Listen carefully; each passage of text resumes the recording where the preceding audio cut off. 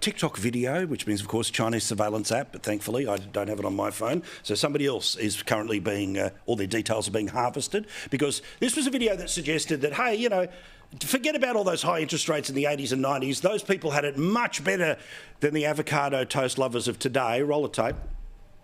I have an average job. After paying tax, rent and HECS, I have, if I save 50% of the remainder, it'll take me 10.5 years to save up for the 20% deposit. It's clear that it's not just lazy, layabout young people sipping latte that's causing the problem. In 40 years, the average house price has increased by 14 times, whereas full-time salaries have only increased by 4.7 times. Another way of looking at it is, houses used to cost 3 times the salary, and now they cost 10 times. So here's the question, all three of you, you can yes, no, or give me a little detail if you wish. Is it harder to buy a home today than it was in the 80s, James? No. It comes down to a simple couple of facts. You've got to start saving early. And this is something that's been drilled into us since we were kids. Mum and Dad always said to us, start saving from the moment you get your first job, put 20% away and you'll end up with a deposit, whether it be for a car or for a house in the future. Thankfully, my mum and dad implemented that system for all 4 of us kids. We're lucky enough to own homes, but we work for them. The same can be said about the kids that my sisters have all had. We're trying to encourage them to do something similar. And look, the other thing that a lot of Aussies need to realise, get your backsides out of the cities. Yes. I know it's easy to be drawn to a capital city, but there are some remarkable places. I live here in Yeppoon, central Queensland. I'm a 1-hour flight from Brisbane. I live on the Great Barrier Reef. My weekends are a hell of a lot better than being stuck in traffic trying to escape Brisbane to the Sunshine Coast where I grew up. And we get around, there's no traffic. You can buy a house here from $400,000 if you want to live on the beach, and from $250,000 if you want to live in Rocky. Are you paying attention, darling? We need to move. Get your priorities right.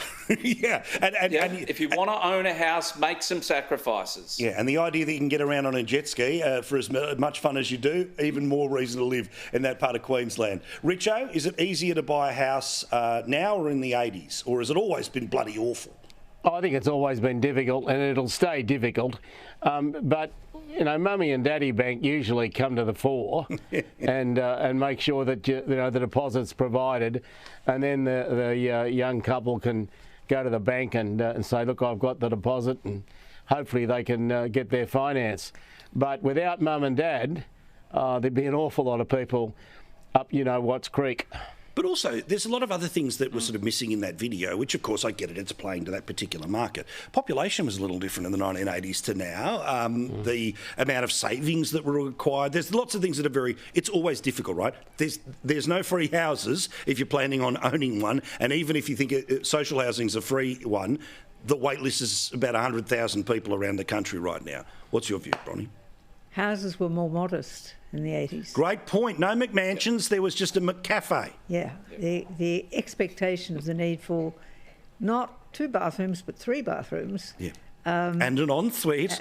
An ensuite for the puppy. It has changed dramatically in that way. Plus, governments have put more and more of the cost of developing a new site onto the developer. Now, once upon a time, it used to be government's responsibility to build roads.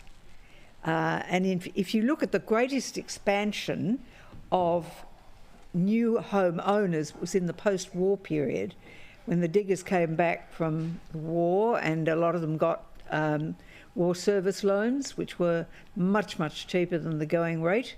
And the houses were restricted in the size they could build. If you look at houses built in that time, you can see that. They've very largely been expanded since then. But now the cost of the curbing and guttering, the sealing of the roads, the sewage, the cost of the NBN, all of that is now built into the price of the land. So the cost of the land has gone up dramatically. And the one thing we're not making more of is land. Yeah, well, so James's point about moving out and seeing decent. Let's all move to Yeppoon. Let's get 25 million people in Yeppoon. I'm sure everyone would love that. They'd love the idea. Move here. Yeah, exactly. Yeah. All right. I like being able to get to the shops in 2 minutes. Appreciate it. Thank you very much, guys. We'll see you all again very shortly.